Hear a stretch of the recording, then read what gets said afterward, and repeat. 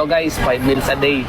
It's 5:55 p.m. na in the evening. So it's my fourth meal. So probably meron pa tayong last meal mamaya. So meron ako ditong kung pao chicken. Ito guys. Yan, kung pao chicken. Meron din tayo dito guys. Ito dim sum, yung anong tawag dito?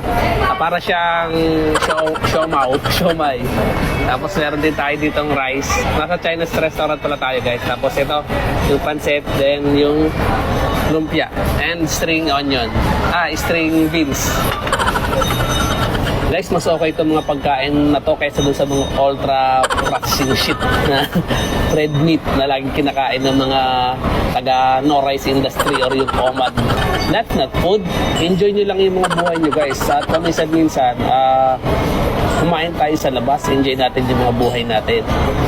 Dahil yun yung pinaghihirapan natin eh. Sayang naman yung mga pinaghihirapan natin kung hindi natin i-enjoy yung buhay natin, di ba?